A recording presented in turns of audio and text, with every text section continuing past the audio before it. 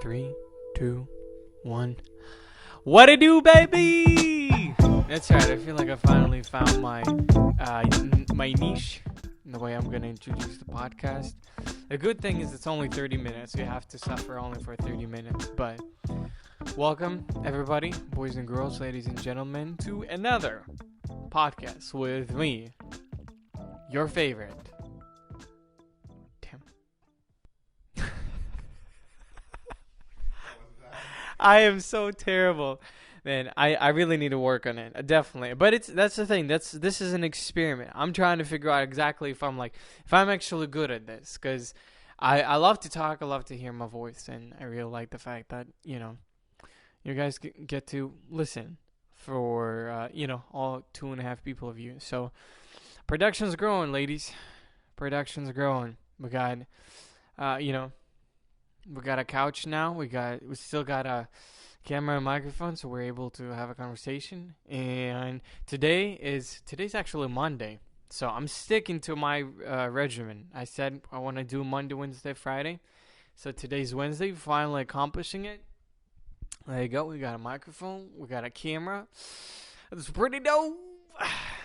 But anyway, way too excited. I'm way too excited for this one, just because today's episode or podcast, number four, we'll be talking about actually boxing. Now, a lot of you are like, a lot of you are actually not into boxing, like not at all. And so I'm like, you know what? What if they're not liking boxing? All 2.5 of you. What if they're like, we actually hate it, or most importantly, we don't understand it. And so I don't know. I hope you guys do. But that's the most important part. I'm here to tell you what's good and what's not good. That's right. That's gonna be a title of my podcast right here. This is the episode of today. What's good and what's not good. What's up with me? Good question. Thank you for asking. I don't know. Life's been good. There's a few fights that I want to talk about, and that's something that's kind of like, I was like, wow, really? Yeah, because I looked at it today. Today's, what is it, October 4th. And so we had a fight on October 2nd. Oh, sorry, it's November. Oh my goodness. I'm having existential crisis. I'm having a midlife crisis when I'm 25. All right, so we had what is it? We had November 2nd. So we had a fight with, not we, but we had a DAZN, actually, the app, the streaming app. They had a fight with Canelo, Kovalev. Hold on, let's look it up. I'm actually really curious. Let's look it up. Canelo fight. I apologize. I didn't watch it just because these fights are like 10 to 20 years. Oh, also, DAZN, I live in Belgium. DAZN does not stream in Belgium. I don't know what you guys are doing, but you got to fix it, because I really want to watch those. Fights, so I'm limited to I'm limited to watching on YouTube, and I feel like I'm pirating because it's just like another streamer who just decided to stream, which is another thing I'm going to talk in a little bit, right? Okay, so boxing results. Canelo Alvarez defeats Sergey Kovalev. I was right. So obviously Canelo, he has a contract with DAZN for the next, is it 13 fights? For the next 13 fights, he has $367 million. That's how much he got paid. Listen, I don't know.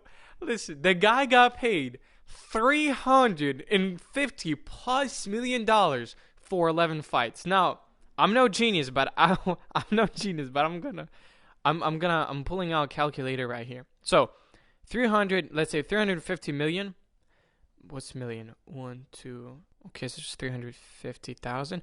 1, 2, 3. 350 million divided by, let's say, 13 fights. I can't remember exactly. It's 26 million a fight. Okay, fair enough. In the span of, let's say you have 2 fights a year. Right? You prepare for each fight for 6 months. You go through You go through training, and then you're going through a camp. That's gonna last you. What is it? Camp is usually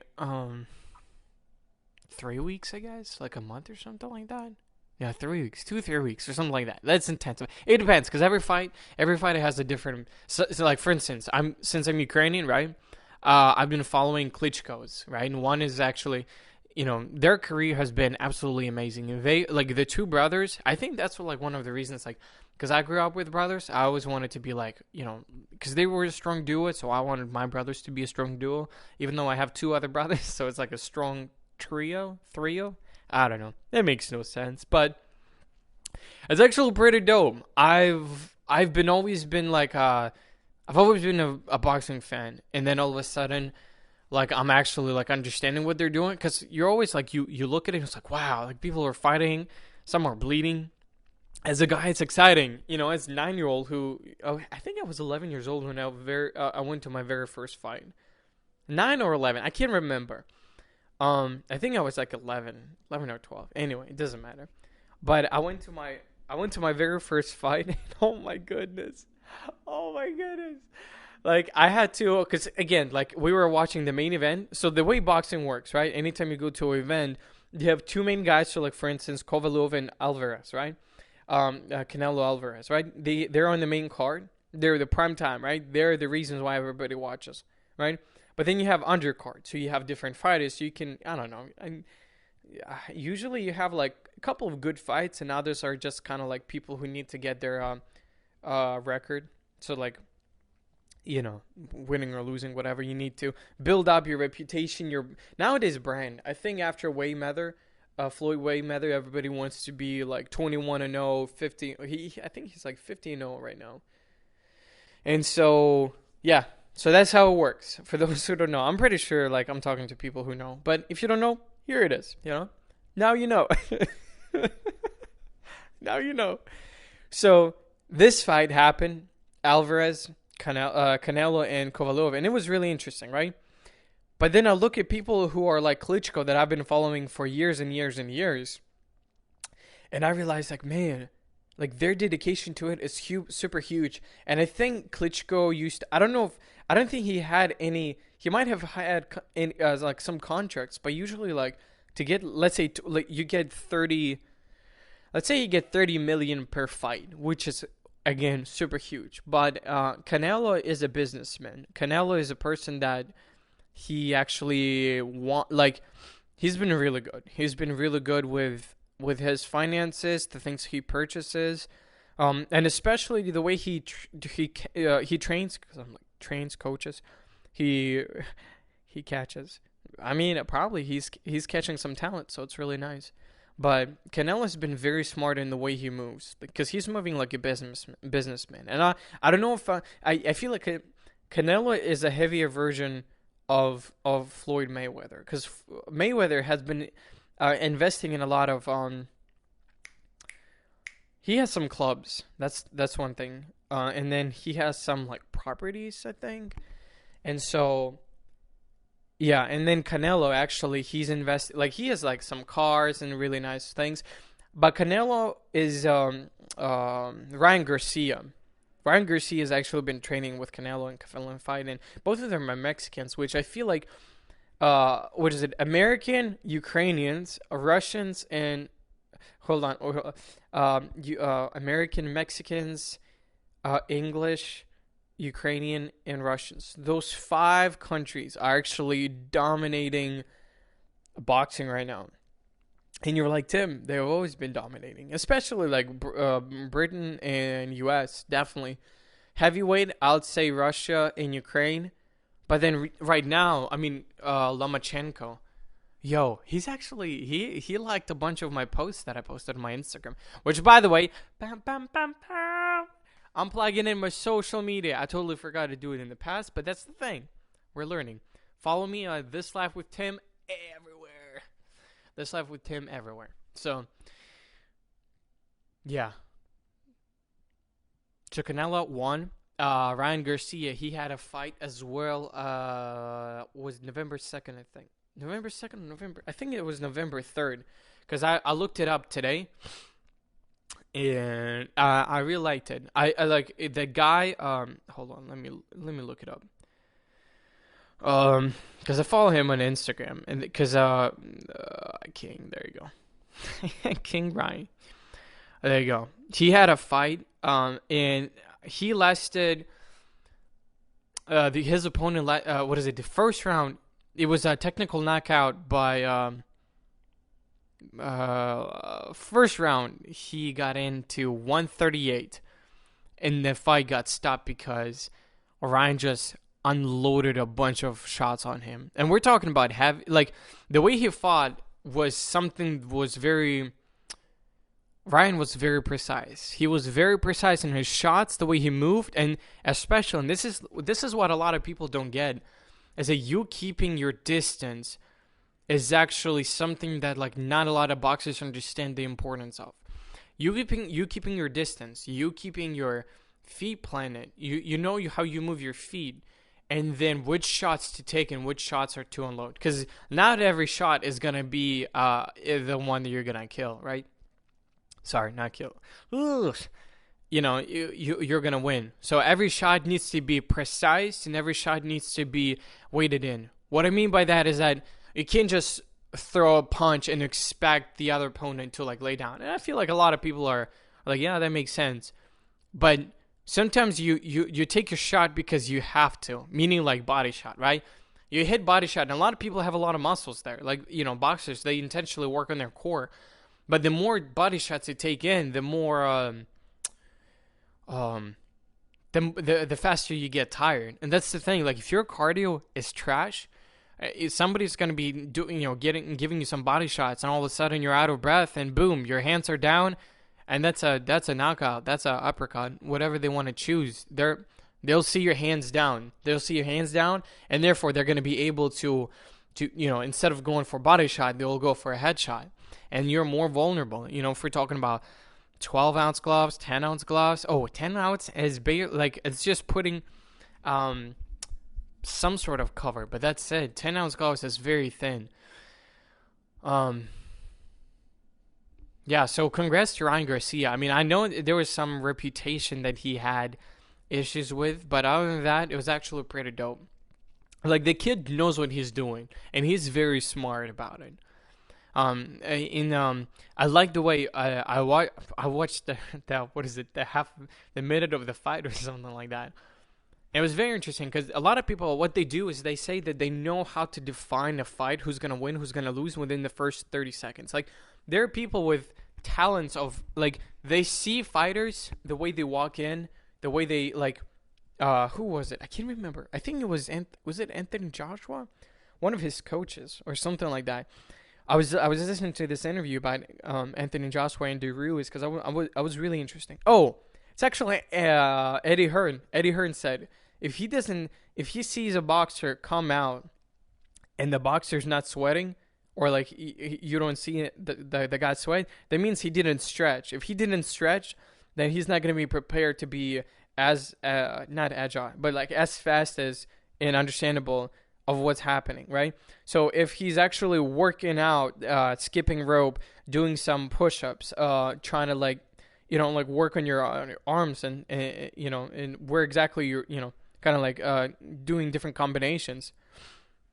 If you're not doing that before the fight, then chances are you're not going to be ready whenever you walk out, because you need to be focused. You need to be, again, precise in what you're doing.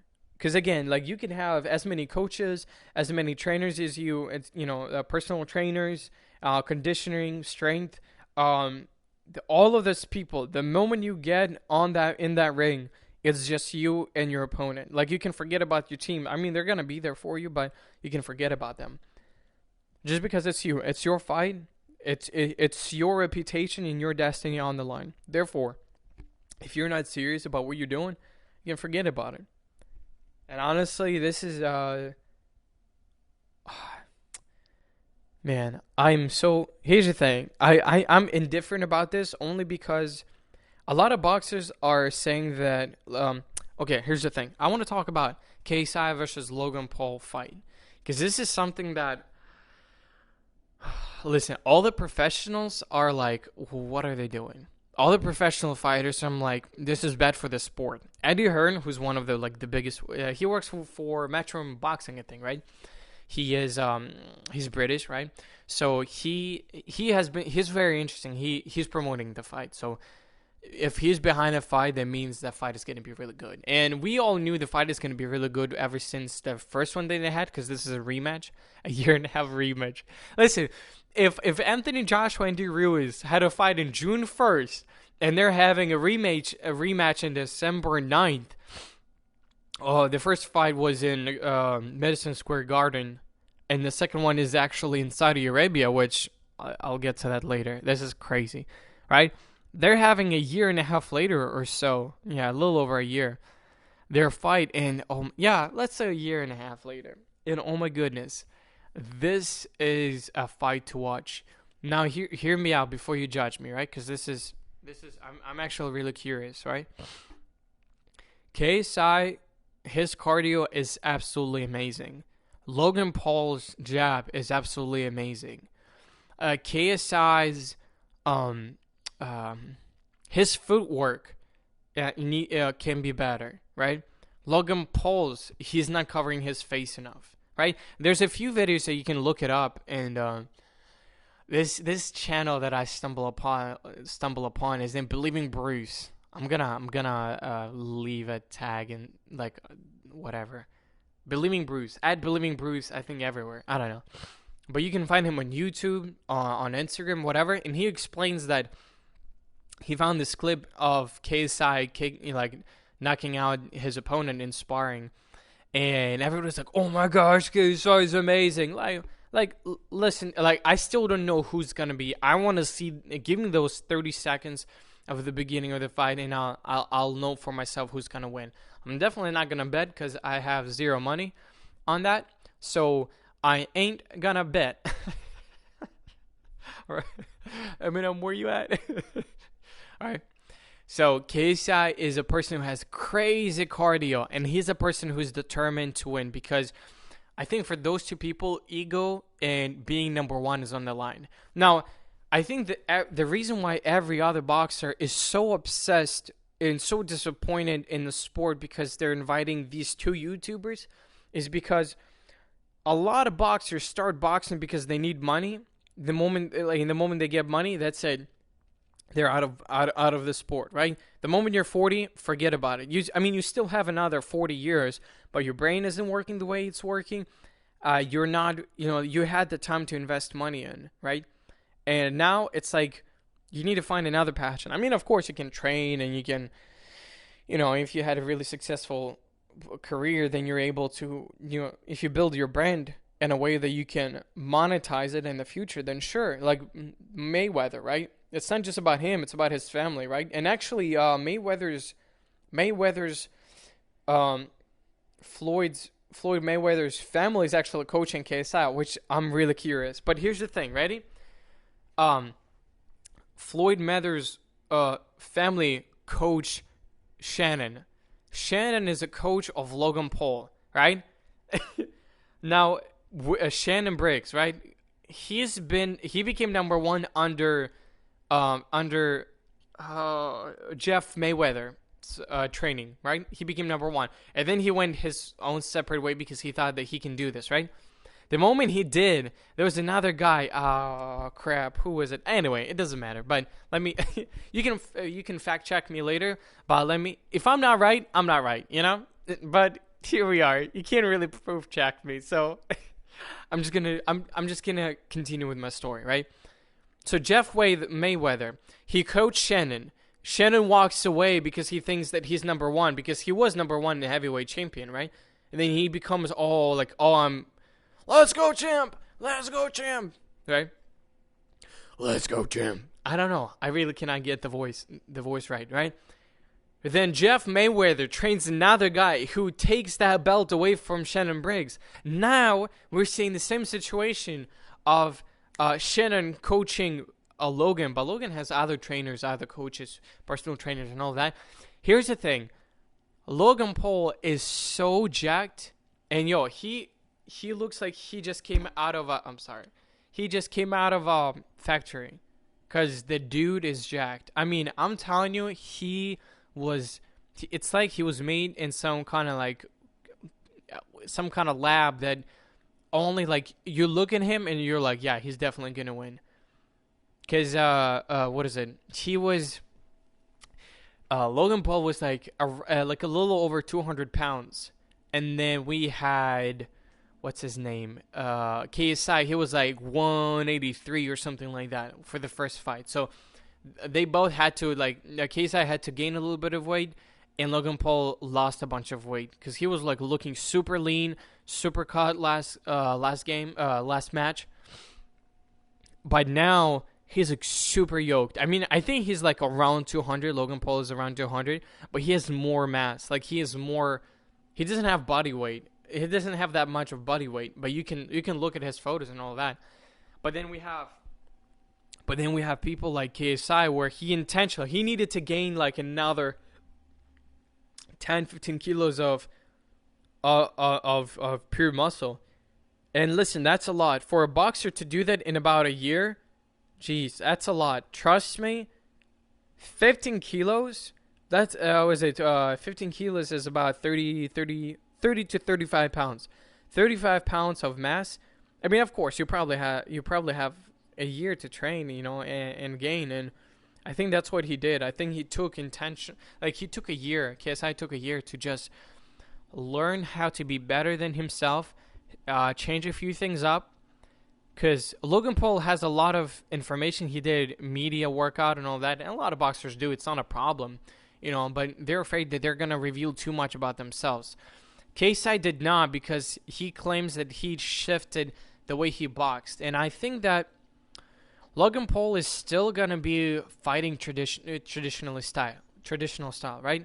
He's got his right arm to his right arm and his right arm. Oh my gosh, I'm dumb. Right? He's going to be retaining his right arm because he's going to load it up. He's going to be ready to punch whenever he sees an opportunity. And he's going to keep on jabbing with his left arm, right? With his left hand, he's going to be making sure that he's keeping that distance, right? But not just the arm. I think Logan Paul is going to be utilizing his shoulder.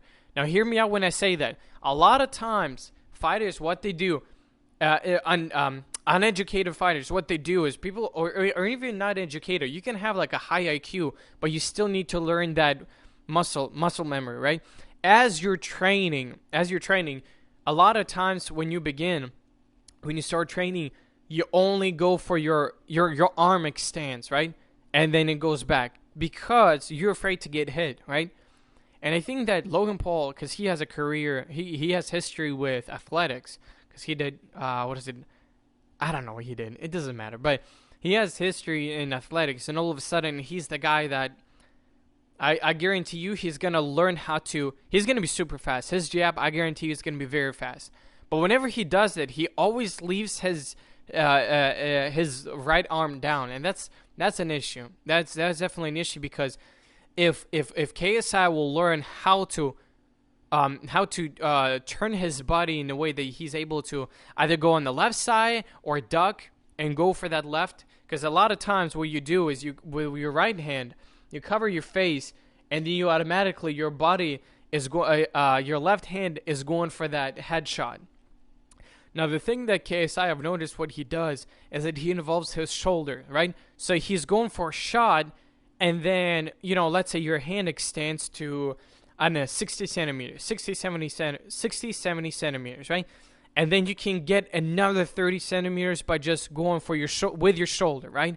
That extra step, making sure that you learn how to retrieve your hand faster. And I think that's something that we're going to be observing in a fight. And again, I think next Monday we'll talk more about it, but we're going to be talking about as we watch the fight together.